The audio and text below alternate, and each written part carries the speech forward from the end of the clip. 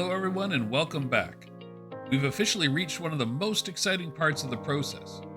So far, we've created an avatar, written a script, recorded narration, added background music, and created our SRT subtitle file. And now, we finally get to bring everything together.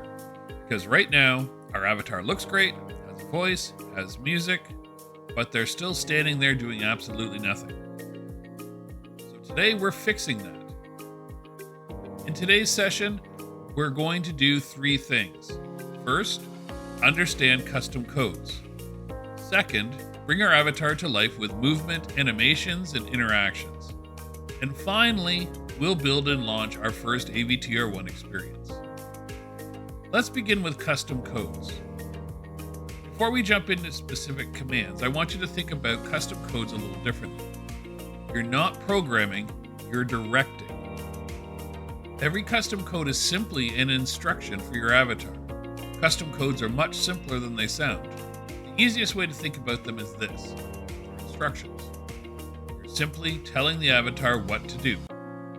For example, stand here, face this direction, wave, talk, point, show an object, move.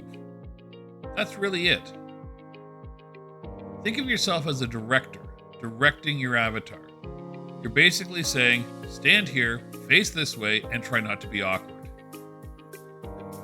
Most experiences begin with a simple setup. Let me show you an example. Let's quickly walk through this. First, scale. This controls the size of your avatar. You can choose tiny, human, or giant. Human tends to work best for most experiences, unless you're trying to build a giant mascot in downtown Toronto. Next, ground true.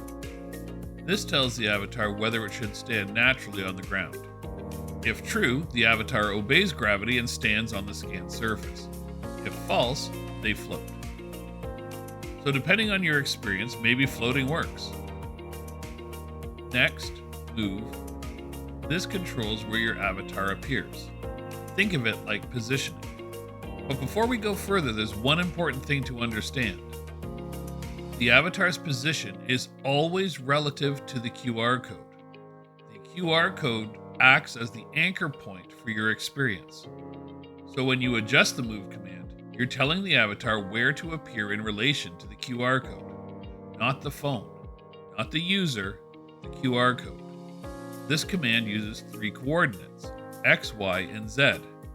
Move 0.0, 0.0, 0.0. X is the first coordinate and determines the distance to the right or left of the QR code. Left is negative and right is positive. Y determines the distance above or below the QR code. Above is a positive number and below is a negative number. It's important to note that if you are placing the avatar on the ground, you can keep this number at 0.0. It is also important to remember that movement starts at the height of the QR code. Z determines the distance in front of or behind the QR code. Behind or away from the QR code is negative, and in front of the QR code is positive. Each coordinate is measured in meters, and each coordinate can move in either direction. Want your avatar standing slightly beside the QR code? Easy. This would move the avatar 1 meter from its original position. But most adjustments are usually much smaller. This would move the avatar 30 centimeters. So don't be afraid to use decimal values for more precise positioning. Play around with this. Sometimes tiny adjustments make a huge difference. Next, rotate. This controls direction, which way your avatar faces. Positive numbers rotate clockwise, and negative numbers rotate counterclockwise. Think of it like positioning your presenter, because nobody wants an avatar dramatically facing a wall. Next is idle talking. This controls what your avatar does when standing still, or lightly moving and appearing more conversational. And honestly, unless you intentionally want your avatar standing completely still, I recommend you always start with idle talking. It helps the avatar feel more natural and engaging throughout the experience.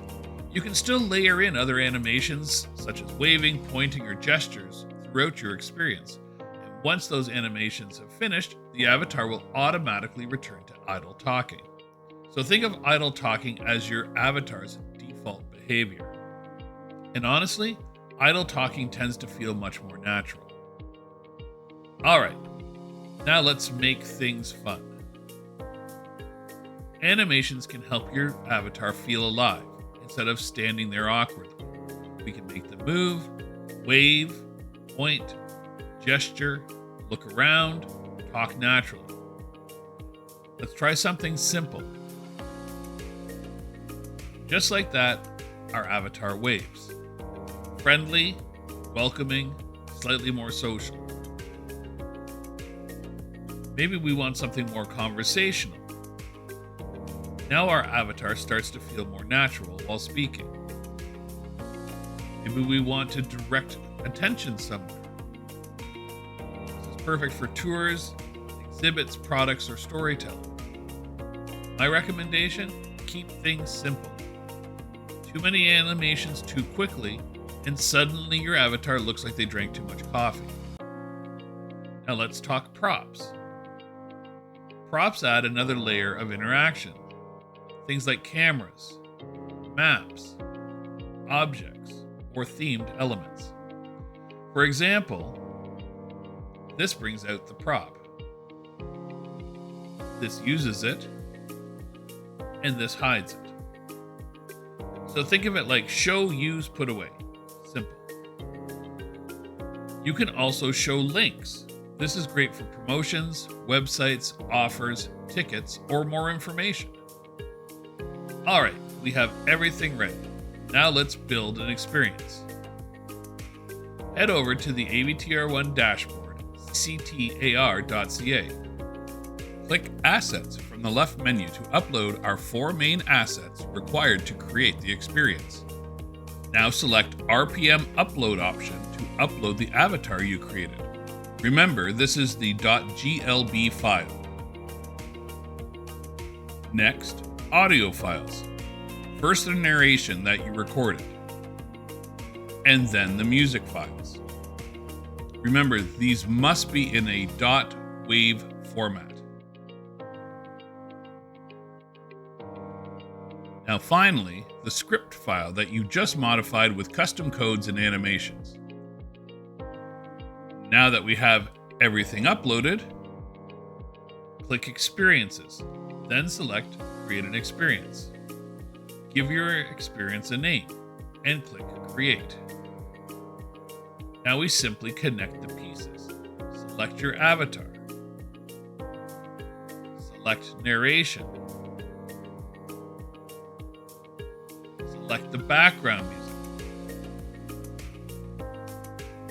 And finally, select the SRT file you just uploaded. And just like that, we've connected everything. Now for the exciting part, turn on Go Live. When it turns green, you'll see a QR code appear. And this is the magic moment. Open the AVTR1 app, scan the code. There it is, your avatar, talking, moving, and officially alive. Let me show you what we have created.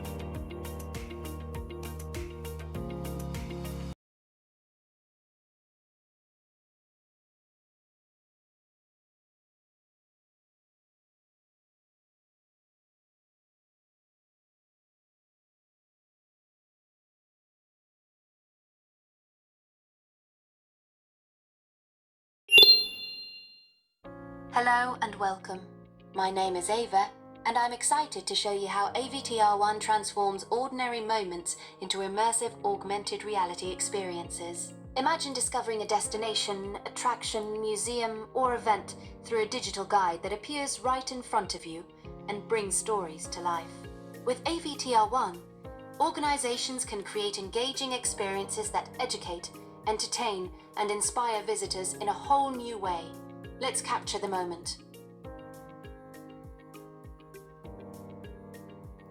Whether you're exploring on your own or with family and friends, interactive content helps create memorable experiences that stay with you long after your visit.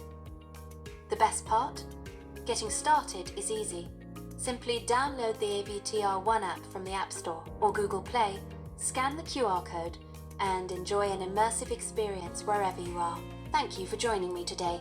For more information, tap the link or visit avtr1.ca. I look forward to seeing you in an AVTR1 experience soon.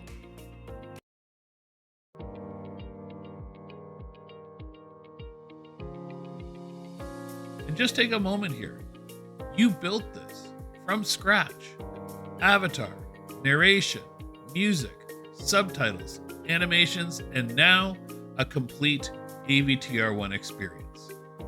And of course, if at any stage you'd rather collaborate with us or need help refining an experience, we're always here to help. Whether that's scripting, onboarding, animations, polishing an experience, or building something completely custom.